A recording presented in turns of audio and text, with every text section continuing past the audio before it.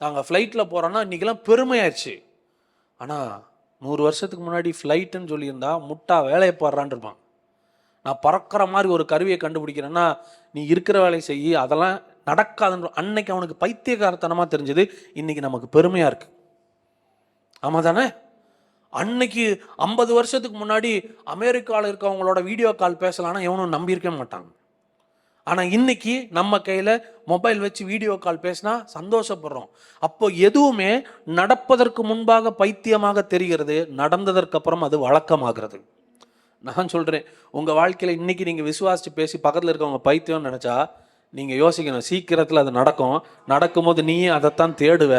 விசுவாசம் என்பது நடக்கிற வரைக்கும் தான் பைத்தியம், நடந்துருச்சுன்னா அது நார்மல் ஆயிரும்ன்ற. நடந்துருச்சுன்னா அது எல்லாருடைய எதிர்பார்ப்பாய் மாறிவிடும். நடந்து விடுமானால் அது நமக்கு பெருமையாக கூட இருக்கும். அப்போ நான் என்ன சொல்கிறேன்னா, இதுவரை எதிர்பாராததை, இதுவரை நடக்காததை இந்த பூமியில், உங்கள் குடும்பத்தில், இந்த பட்டணத்தில், இந்த சபையில் யார் துவங்கி வைக்கிறது? நீங்கள் சொல்லணும், என் மூலமாக தொடங்கட்டும். என் வாழ்க்கையில் நிறைய பேர் பேசியிருக்கிறாங்க, நிறைய பேர் லிமிட்டேஷன்ஸை போட்டிருக்காங்க. அதெல்லாம் அப்படிதான் பிரதர், நார்மல், இதுதான் அதுதான் அப்படின்னு நிறைய பேர் சொல்லுவாங்க. ஆனால் நீங்கள் சொல்லணும், இல்லை, யாருக்குமே நடக்கலைனாலும் எனக்காக கர்த்தர் செய்வார். கர்த்தர் எனக்காக யாவையும் செய்வார். என் வாழ்க்கையில ஒரு அற்புதம் நடக்க தொடங்கும், அதை நான் எதிர்பார்க்கிறேன். உங்களுடைய விசுவாசம் தான் கர்த்தர் உங்க வாழ்க்கையில ஒரு புதிய காரியத்தை துவங்குவதற்கான ஒரு இடத்தை கொடுக்கிறது. ஏன் இயேசுவால் அவருடைய சொந்த ஊர்ல அற்புதம் செய்ய முடியல அப்படின்னா, அங்க விசுவாசிக்கிற ஆள் இல்லை. இயேசு புது காரியத்தெல்லாம் அங்க செய்ய வேணாம், மற்ற ஊர்ல செஞ்சதை கூட சொந்த ஊர்ல என்ன பண்ண முடியல, செய்ய முடியல. யார் தடுத்தது?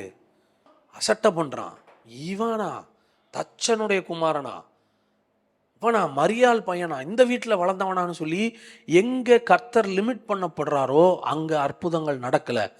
எங்கே தேவன் மேல் எதிர்பார்ப்பு அதிகமாகிறதோ அங்கே புதிய காரியங்கள் நடக்கிறது.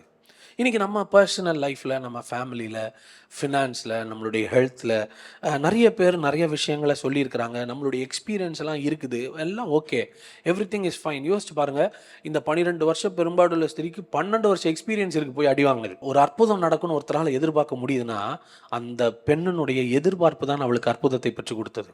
இன்றைக்கி ஒரு வேளை உங்களுடைய கண்டிஷனை பற்றி நிறைய பேர் நிறைய விதத்தில் சொல்லியிருக்கலாம். உங்கள் லைஃப்பை பற்றி, உங்கள் ஃபேமிலியை பற்றி, உங்கள் பொருளாதார நிலையை பற்றி, உங்களுடைய பிஸ்னஸை பற்றி, உங்கள் குடும்பத்தை பற்றி, உறவுகளை பற்றி யாரும் என்னமோ சொல்லியிருக்கட்டுமே.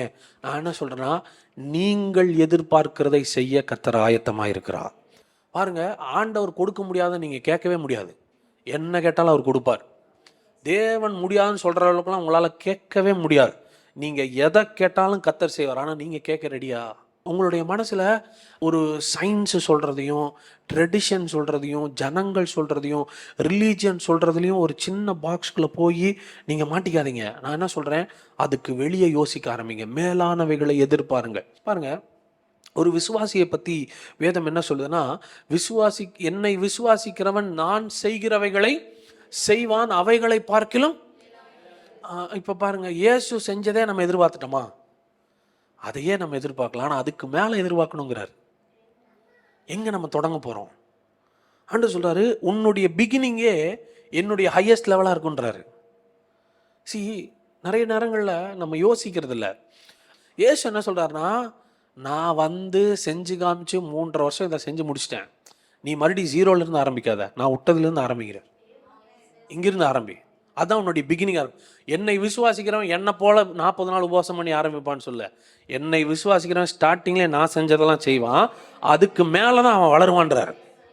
அவன் நம்ம கஷ்டப்பட்டு சம்பாரித்து காசு சேர்த்து ஒரு வண்டி வாங்குகிறோம், ஒரு வீடு வாங்குகிறோம், ஏதோ கார் வாங்குகிறோம்னு வைங்களேன். இதெல்லாம் நம்ம சம்பாரித்து வாங்கினது. நமக்கு பிறக்கிற பிள்ளை பிறந்தோடனே வண்டியில் தான் வருது, பிறந்தோடனே அந்த காரில் தான். அப்போ அந்த குழந்தைக்கு அந்த வண்டியும் காரம் தான் ஸ்டார்டிங்கே. அதுக்கப்புறம் அது சம்பாரித்து அதுக்கு மேலே என்ன பண்ணுது, வாங்குது. நம்ம கட்டின வீட்டில் அந்த குழந்தை வாடகை கொடுக்காம குடியிருக்குது. அப்போ ஒரு பெற்றோர்கள் என்ன கட்டி வச்சிருக்கிறோமோ பிள்ளைகள் அனுபவித்து அங்கிருந்து அடுத்த லெவல் பில்ட் பண்ணுறாங்களே. இயேசு அதான் சொல்கிறாரு, நான் செஞ்சுட்டேன்ல, இதுக்கே நீ கஷ்டப்படக்கூடாது, இதெல்லாம் உனக்கு டிஃபால்ட்டாக நடக்கணும், இதுக்கு அடுத்தது நீ எதிர்பாருங்கிறார். ஆனால் பல காலமாக நம்மளுக்கு இப்படி போதனைகள் இல்லாததுனால, அவர் இயேசு செய்வார், நாங்களாம் செய்ய முடியுமா? இயேசுக்கு செய்வார், எங்களுக்கெல்லாம் செய்வாரா? இயேசு உங்களை பார்த்து தான் சொல்லியிருக்கிறார், என்னை விசுவாசிக்கிறவன். எத்தனை பேர் இயேசு விசுவாசிக்கிறீங்க? உங்களையும் என்னையும் பார்த்தா சொல்றாரு, என்னை விசுவாசிக்கிறவன் நான் செய்தவைகளையும் செய்வான், இவைகளை பார்க்கிலும். அப்போ நம்மளெல்லாம் எப்படி நம்பி விட்டுட்டு போயிருக்கிறாருன்னா, இங்கேருந்து டெவலப் பண்ணி எங்கேயோ கொண்டு போயிடுவாங்கன்னு அவர் நினச்சிட்டு இருக்காரு. ஆனால் நம்ம பேக்வேர்ட்ஸில் கொண்டு போகிறோம் நிறைய டைம். இன்னும் லிமிட் பண்ணி ட்ரெடிஷனுக்குள்ளேயும் ரிலீஜியனுக்குள்ளேயும் ஒரு நேச்சுரல் ரெல்முக்குள்ளேயே நம்ம ஆண்டவரை வச்சுட்டு இருக்கிறோம். சொந்த ஊரில் இயேசு உட்கார வச்ச மாதிரி அம்மா பையன் அசட்டை பண்ணிட்டாங்க, அதனால் அங்கே அவரால் செய்ய முடியல. இன்றைக்கி நான் சொல்கிறேன், சபையில் உங்களுக்கு அற்புதம் செய்கிற வல்லமை இருக்குது, உங்களால் செய்ய முடியாத காரியம் ஒன்றும் இல்லை. கர்த்தர் எனக்காக யாவையும் செய்து முடிப்பார். நீங்கள் தான் ஆண்டவருக்கு ஸ்டேஜ் செட் பண்ணி கொடுக்கணும் உங்கள் லைஃப்பில்.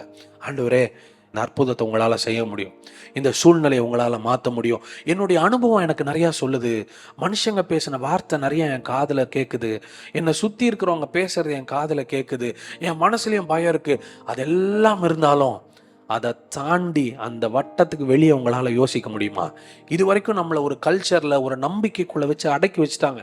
இப்படித்தான். ஆனால் நான் சொல்கிறேன், ஒரு தேவ பிள்ளை பாக்ஸ்க்கு வெளியே யோசிக்க ஆரம்பிக்கணும். ஆமென்.